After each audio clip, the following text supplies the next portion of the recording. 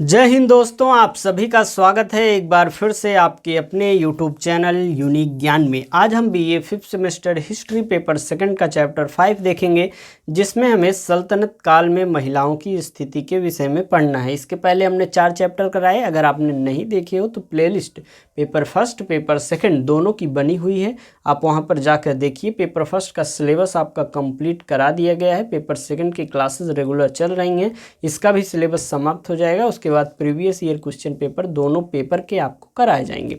अगर आप चैनल पर नए हैं तो चैनल पर सब्सक्राइब कीजिए, और टेलीग्राम चैनल आप ज्वाइन करना चाहें, आपको नोटिफिकेशंस आपके यूनिवर्सिटी से रिलेटेड मिल चाहिए तो आप जो है डिस्क्रिप्शन बॉक्स में सभी का लिंक दिया गया है। जो टेलीग्राम नहीं यूज करते हैं उनके लिए व्हाट्सएप चैनल का भी लिंक दिया गया है।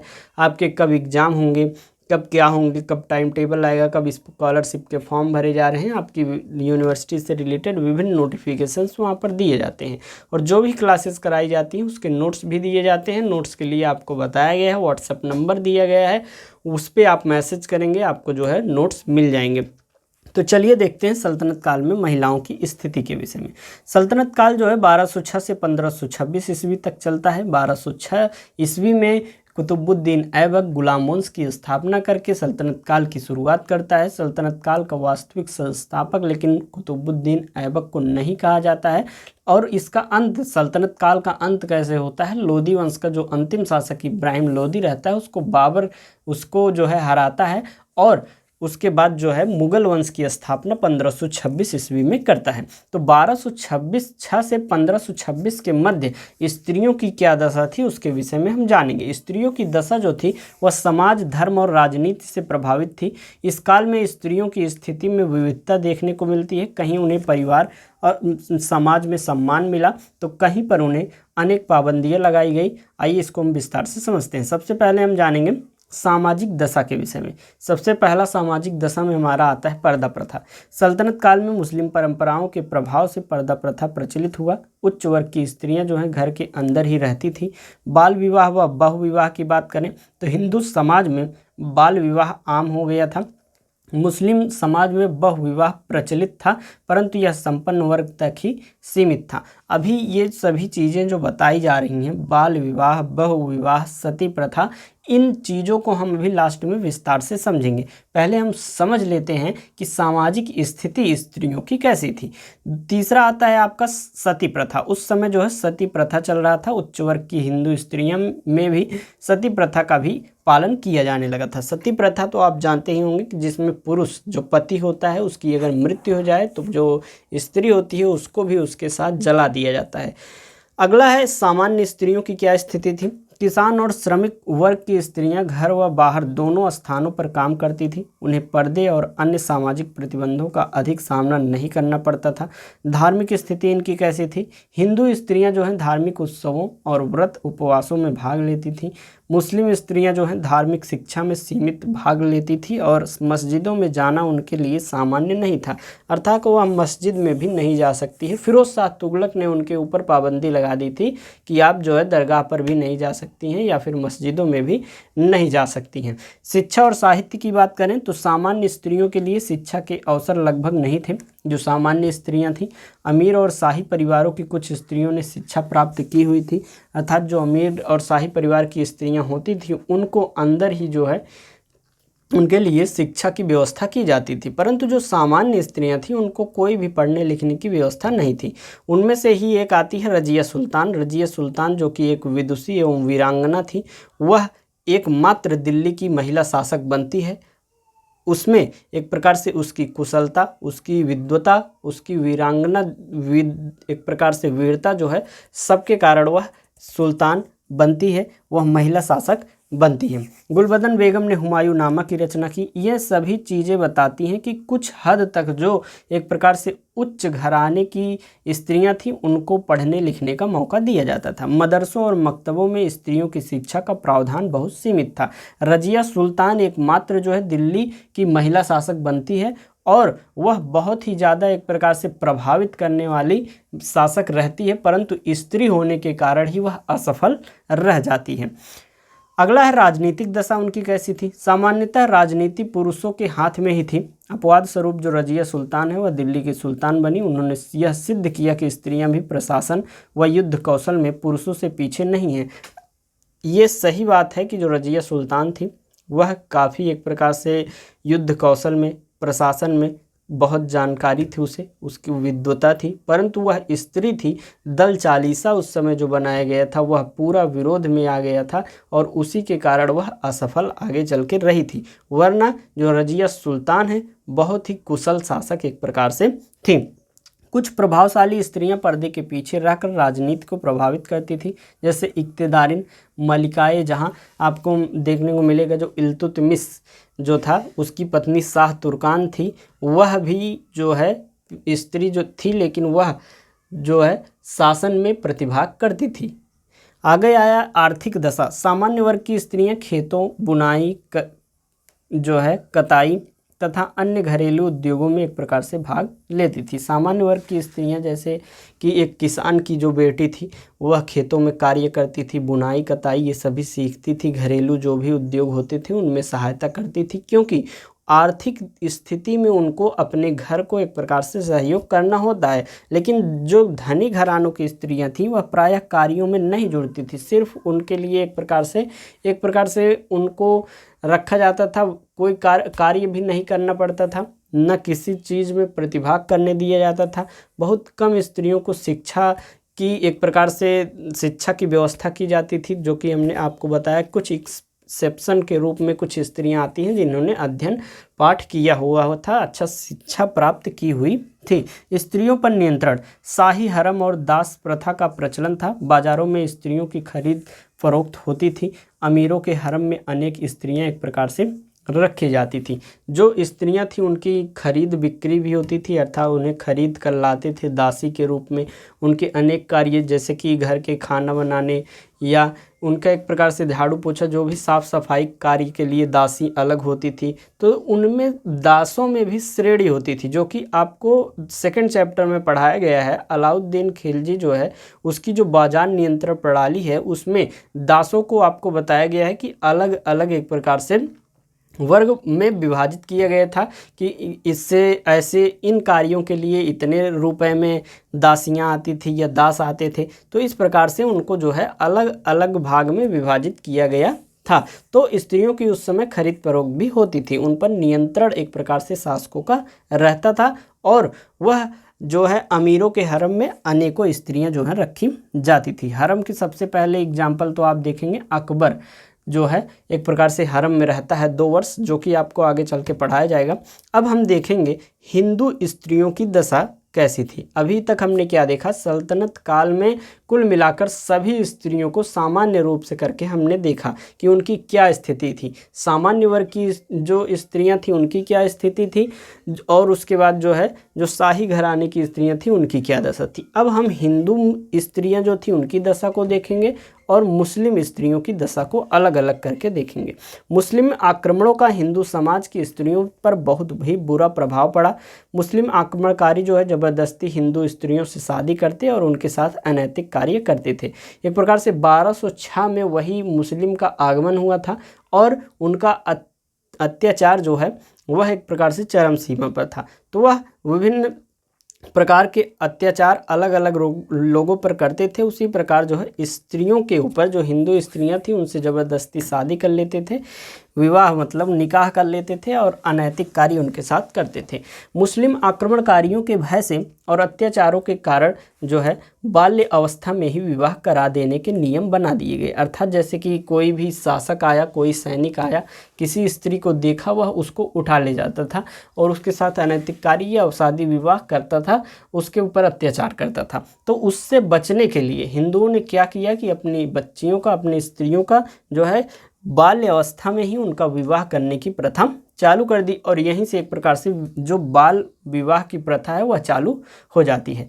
कन्याओं का विवाह 10 वर्ष से पहले करा दिया जाता था।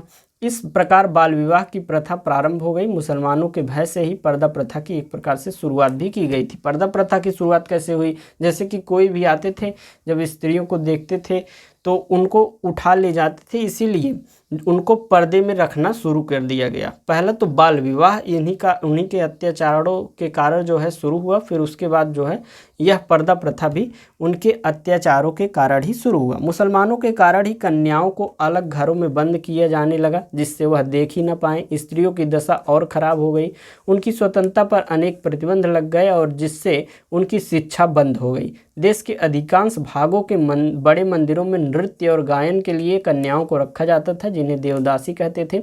और विधवा जो होती थी उन्हें दो विकल्प उपलब्ध थे, कौन कौन से, आजीवन विधवा रहे या फिर सती हो जाना। अर्थात जो हिंदू स्त्रियां थीं वह अगर उनका पति मर जाता है, उनकी मृत्यु हो जाती है, तो वह आजीवन विधवा रहे या फिर उसी के साथ उनको सती कर दिया जाता था। हालांकि सभी स्त्रियों को पकड़कर वह लोग जला देते थे साथ में, कुछ स्थानों पर वह आजीवन विधवा रहने का एक प्रकार से सोचती हैं, परंतु जब विधवा रहती हैं उनका भी विभिन्न प्रकार से एक जो है उनके ऊपर अत्याचार किए जाते हैं, तो वह भी उनके लिए सही नहीं था। सती प्रथा तो कितना ज़्यादा बुरा था कि आपको किसी के साथ जला दिया जा रहा है। अभी आज के समय में एक स्त्री हो या पुरुष, अगर छोटे से आप समझ लीजिए किसी से जल जाते हैं कहीं पर भी छोटे से भाग पर, तो कितना एक प्रकार से परेशान होते हैं। उस समय सोचिए स्त्रियों को जो है उनके पति के साथ जो है जला दिया जाता था।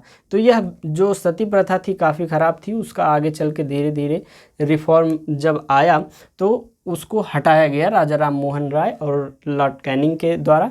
तो आगे हम देखेंगे, ये तो हिंदू स्त्रियों की दशा थी। अब हम देखेंगे मुस्लिम स्त्रियों की क्या दशा थी। साधारण मुस्लिम स्त्रियों की दशा भी कुछ खास अच्छी नहीं थी। अर्थात जो साधारण घर की थी, जो गरीब घर की थी, जो कृषकों के घर की थी, वह स्त्रियों की भी जो स्थिति थी वह अच्छी नहीं थी। मुस्लिम स्त्रियों को पुनर्विवाह करने की अनुमति थी। मुस्लिम स्त्रियों को अपने पति के नियंत्रण में रहना पड़ता था और चार दीवारी में बंद रहना पड़ता था। मुसलमानों में पर्दा प्रथा का व्यापक प्रचलन था। मुसलमानों ने बहुविवाह का प्रचलन भी था। उच्च वर्ग की मुस्लिम स्त्रियों को धार्मिक अधिकार प्राप्त थे।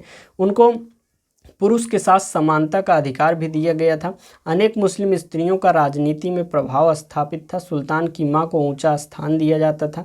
इल्तुतमिश की जो बेगम थी शाह तुर्कान प्रशासन का संचालन करती है। जब इल्तुतमिश मर जाता है तो जो रुकनुद्दीन फिरोज रहता है वह 1 साल के लिए उसको शासक बना दिया जाता है। 1 साल भी नहीं रह पाता है, क्योंकि इल्तुतमिश जब उसकी मृत्यु होने वाली रहती है उसके पहले ही वह जान जाता है कि उसका बेटा इस लायक नहीं है कि वह शासक बने। वह रजिया को जो है अगली शासिका घोषित करके ही उसकी मृत्यु होती है। परंतु दल चालीसा का कहना था कि एक स्त्री हम पर कैसे शासन कर सकती है, इसलिए जो है उसके बेटे को वह बना देते हैं राजा। परंतु रजिया सुल्तान जो है, जो पब्लिक होती है, आम जनता होती है, उसके मध्य गई और वहाँ पर उसको न्याय मिला और फिर वह शासिका बनती है। रजिया को स्थानीय जनता के समर्थन से सुल्तान बनने का अवसर प्राप्त हुआ था।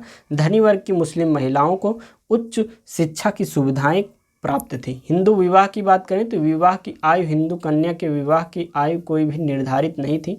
मनु ने वर वधू की आयु में अधिक अंतर की बात की थी। यदि वर की आयु 30 वर्ष तो 12 वर्ष की कन्या से विवाह करना चाहिए और वर जो है 24 वर्ष का हो तो यह 8 वर्ष की होनी चाहिए। यह व्यवस्था कितनी ज़्यादा खराब थी कि उनके मध्य जो है इतना ज़्यादा आयु का अंतर होता था। मान लीजिए 24 वर्ष का है वर, स्त्री 8 वर्ष की है, तो इतना ज़्यादा उम्र का अंतर है तो वह पहले वर जो है वह पहले उसकी मृत्यु होगी और उसकी मृत्यु हो जाएगी तो स्त्री को उसके साथ जलना पड़ेगा। सती प्रथा का भी शिकार इससे हो जाते थे। और इतनी कम उम्र की बच्ची को एक प्रकार से विवाह में किस लिए बांधा गया था, कैसे शुरुआत की गई थी, ये तो आपने जान ही लिया है। तो एक प्रकार से स्त्रियों की स्थिति बद से बदतर होती जा रही थी। अर्थात दोनों की आयु में जो है पर्याप्त अंतर होना चाहिए। फिरोज शाह तुगलक के समय एक मुल्ला दाऊद के वर्णन से पता चला है कि कन्या अल्प आयु की भी हो सकती है। वह लिखता है कि जब राजा राय महर की कन्या 4 वर्ष की हो गई तब उसने नाई तथा ब्राह्मणों को बुलाया। उसने सुपारी तथा मोतियों के हार देकर सहदेव महर के घर विवाह की बातचीत करने के लिए भेजा। अमीर खुसरो के अनुसार खिज्र खां देवल रानी का विवाह जो है उस समय हुआ या 17 वर्ष के युवक से संपन्न कर दिया गया।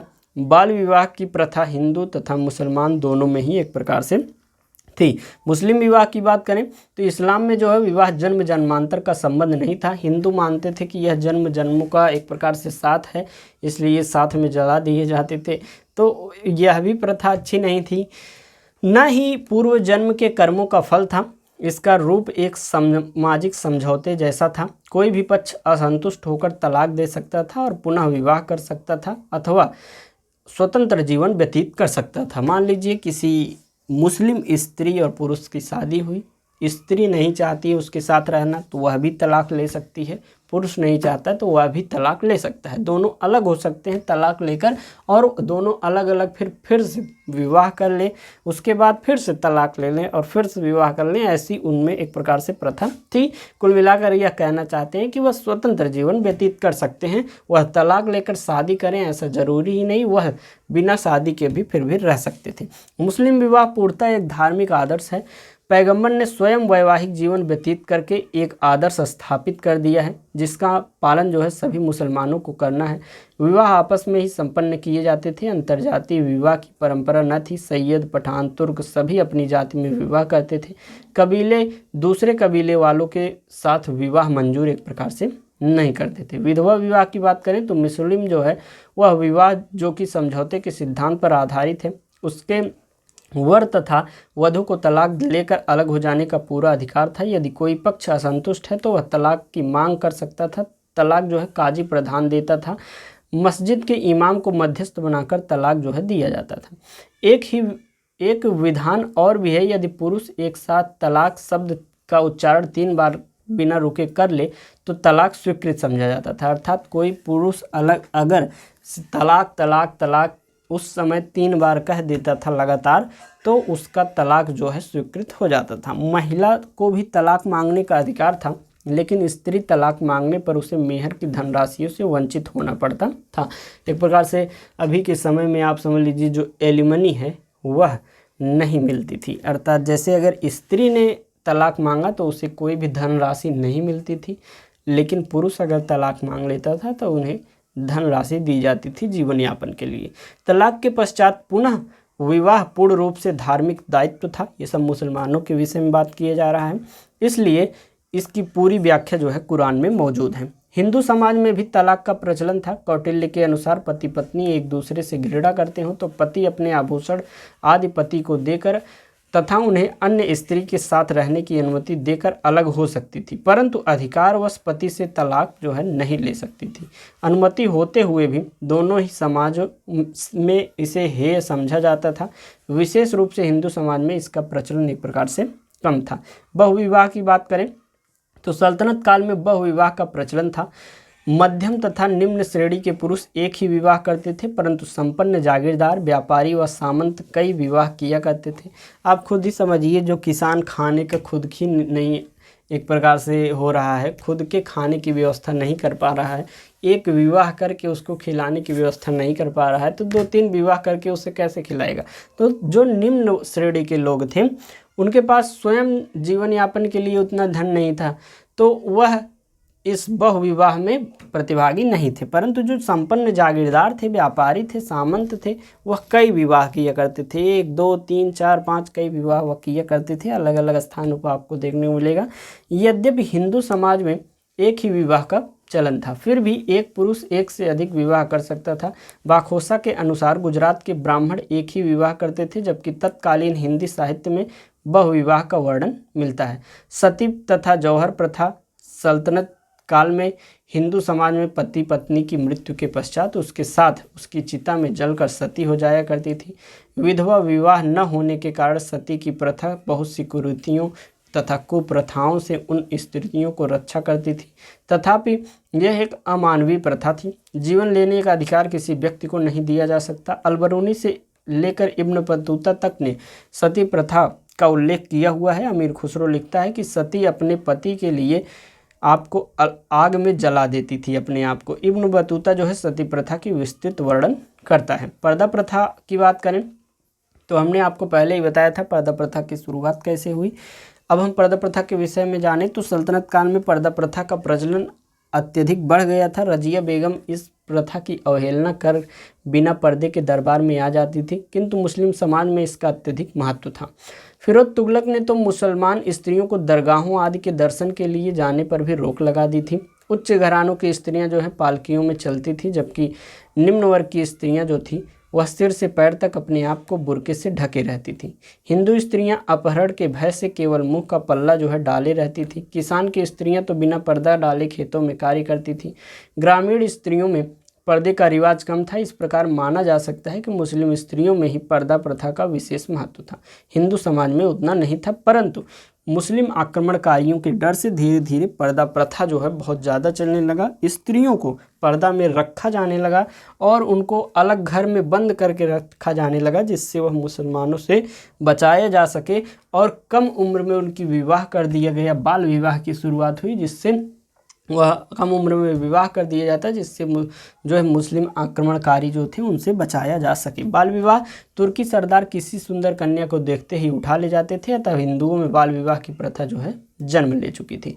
स्त्री शिक्षा की बात करें तो सल्तनत युग में स्त्री शिक्षा की जो है समुचित व्यवस्था नहीं थी। शिक्षा केवल संपन्न एवं उच्च घराने की स्त्रियों को ही प्राप्त थी। उच्च वर्ग एवं धन संपन्न घरानों की स्त्रियों को नृत्य व संगीत की शिक्षा दी जाती थी। देवल रानी, रूपवती, पद्मावती इस युग की जो है विदुषी महिलाएं थी। रजिया एक कुशल प्रशासिका थी। इब्न बतूता ने लिखा है कि जब वह हन्नौर पहुंचा तो उसे 13 विद्यालय लड़कियों के मिले हुए थे, और इस प्रकार से स्पष्ट होता है कि सल्तनत काल में स्त्रियों की स्थिति पहले की अपेक्षा जो है अधिक खराब होती गई। निष्कर्ष रूप में हम जानें तो सल्तनत काल में स्त्रियों की दशा मिश्रित है। सामान्य वर्ग की स्त्रियां जो हैं परिवार और आजीविका से महत्वपूर्ण भूमिका निभाती थीं। ये जो अभी आपको पढ़ाया जा रहा है सभी टॉपिक्स, आपको जो है इसके नोट्स भी दिए जाएंगे। पढ़ने के बाद आप रिवीजन कर सकते हैं। आपको दिखा देते हैं, ये तो आपका टेलीग्राम चैनल है, भी बताया जाएगा। नोट्स के लिए आपको इस नंबर पर मैसेज करना होगा 8608 46 पर। आपको बताना होगा कि सर हम इस यूनिवर्सिटी के हैं, मेरा नाम यह है, मुझे इस क्लास की नोट्स चाहिए, कोर्स टाइटल आप बताएंगे, आपको QR कोड भेजा जाएगा। पेपर, किसी भी एक पेपर के लिए आपको 25 रुपये पेमेंट करना है। तो history paper first, paper second दोनों का नोट्स के लिए आप 50 रुपये पेमेंट करेंगे।